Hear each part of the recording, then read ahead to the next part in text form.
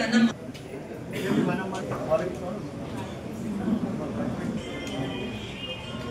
Next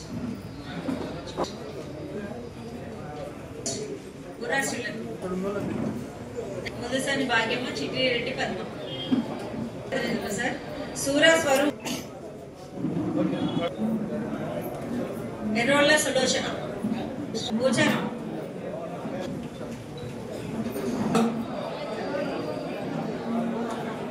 జిల్లా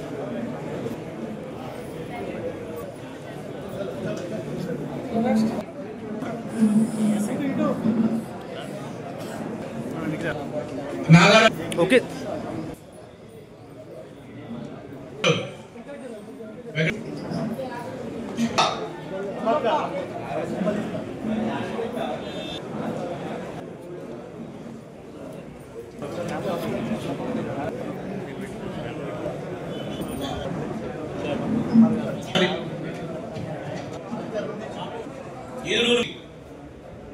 విశాల్, పంచగిరి రమ.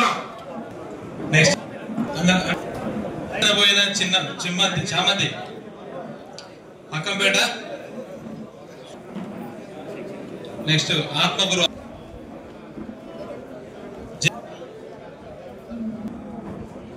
పూజారి Raju. Next హౌస్ బుజూర్ రావు,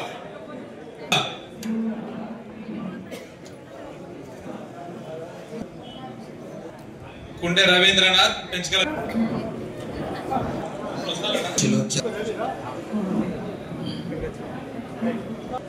ఎరుకల ఆదిరెడ్డి. Okay sir.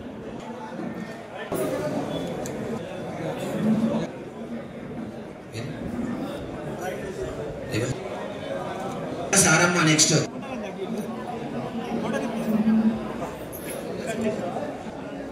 నర్సకపల్లి సూర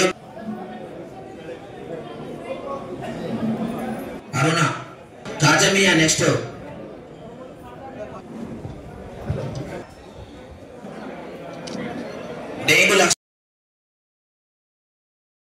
రోడ్లకు మనం వ్యతిరేకం కాదు, కావాలి. కానీ ఏ రోడ్లు వేసిండు? ఈవెన్ స్టేట్ హైవే కూడా లేని రోడ్లు గ్రామాలలో ఇల్లు కూలగొట్టి వేసి తన కాంట్రాక్టు తన లాభాలకు చేసిన పనులేవి. ఇవాళ రోడ్ వైడనింగ్ అని చెప్పి ఇల్లు కూలగొట్టిన వాళ్ళకి కూడా సక్రమంగా పైసలు రాలేదు, వాళ్ళు కూడా వచ్చి అడుగుతున్నారు. ప్రొసీడింగ్స్ అయితే ఇచ్చిళ్ళు, వాళ్ళకు కూడా సక్రమంగా పైసలు ఇవ్వలేదు, వాళ్ళు కూడా అడుగుతున్నారు. ఇప్పుడు మేము ఇస్తున్నాం, ఈ ప్రభుత్వం బాధ్యత తీసుకున్నది.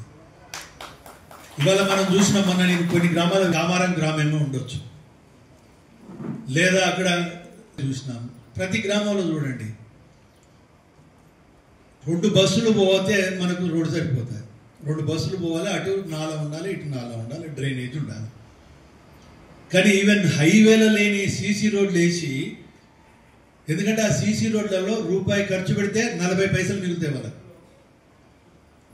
కనుక ఆ సీసీ రోడ్లను కూడా అవసరం ఉన్న మేరకు వేయాలి, నేను వద్దు అని అనలేదు. కానీ ఏం చేసిండ్రు, అటో 2 బస్సులు ఇటో 2 బస్సులు పోయేంత పరిస్థితి. అంటే అవసరం లేకున్నా కూడా ప్రజాధనాన్ని అప్పులు చేసి ఖర్చు పెట్టి వాళ్ళు బాగుపడ్డారు, కానీ ప్రజల యొక్క ఆర్థిక పరిస్థితులు బాగుపడలే. నేను అందురించి అంటాను, రోడ్లకు కాదు, అభివృద్ధికి వ్యతిరేకం కాదు. కానీ అభివృద్ధి పేరులో దోసుకు తిన్నదాన్ని ఇవాళ మనం గుర్తించుకోవాలి అనేది ఇక్కడ మీ అందరి సవిధంగా మనం చేసి. ఇక రాష్ట్ర స్థాయిలో ఉన్న నాయకత్వం, చంద్రశేఖరరావు కుటుంబం మీరు అందరు చూడాలి. ఏమన్నా అంటే 2 విషయాలు చెప్పేవాడు.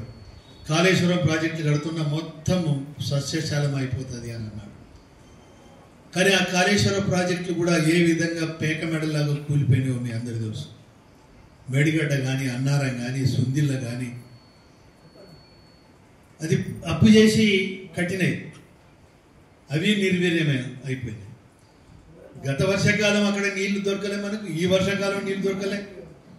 అయినా కూడా గత సంవత్సరం కూడా పంటలు దిగుబడి పెంచినాము. వర్షాకాలం కూడా, మొన్న వర్షాకాలం కూడా మీరు చూశారు.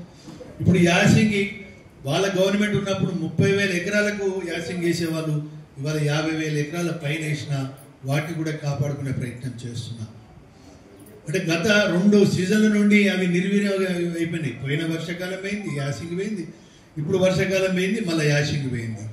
కానీ కాళేశ్వరం ప్రాజెక్టులతోటి మనకు చుక్క నూరు కూడా రాలేదు.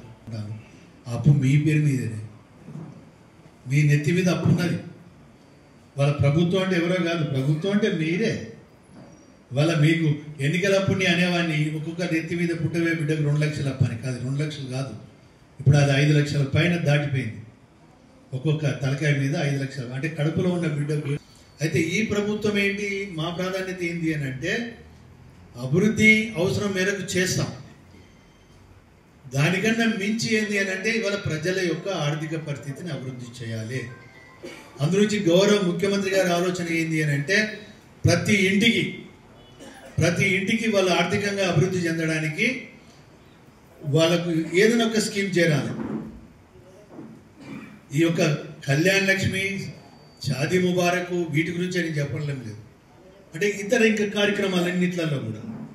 అందునుంచే వాళ్ళ మీరు చూస్తే రైతులకు మనము 2 లక్షల లోపల ఉన్న వాళ్లకు మరి సంవత్సర కాలం లోపలనే ఏ విధంగా 21,000 కోట్లు వాళ్ళు 2 సార్లు 10 సంవత్సరాల గవర్నమెంట్లు ఇచ్చింది ఎంత అంటే వాళ్ళు 14,000 కోట్లు. కానీ మనము ఒకటే సంవత్సరం లోపల దానికి ఆ రోజు వరకు ఉన్న మొత్తం అంటే 2023 డిసెంబర్ 9వ తారీఖు లోపల ఉన్న వడ్డీ అసలు కలిపి ఇవాళ మనం మాఫీ చేసినాం, అంటే రుణ విముక్తులు చేసినాం. మళ్ళీ ఇప్పుడు కొత్తగా అప్పు తీసుకుంటున్నాడు, వ్యవసాయ పనులు చేసుకుంటాడు, అభివృద్ధి చేసుకుంటాడు, దోహదం అంటే వాళ్ళ యొక్క ఆర్థిక పరిస్థితి అభివృద్ధి చెందడానికి దోహదపడతాను. తెలవకుండానే మీ ఖర్చు తగ్గిస్తున్నాను, అంటే కొంత పొదుపు, బస్ సౌకర్యం. ఇవాళ మనం చూస్తే మన జనాభా చూస్తే 4 కోట్లు, కానీ ఇవాళ దగ్గర 1,30,00,000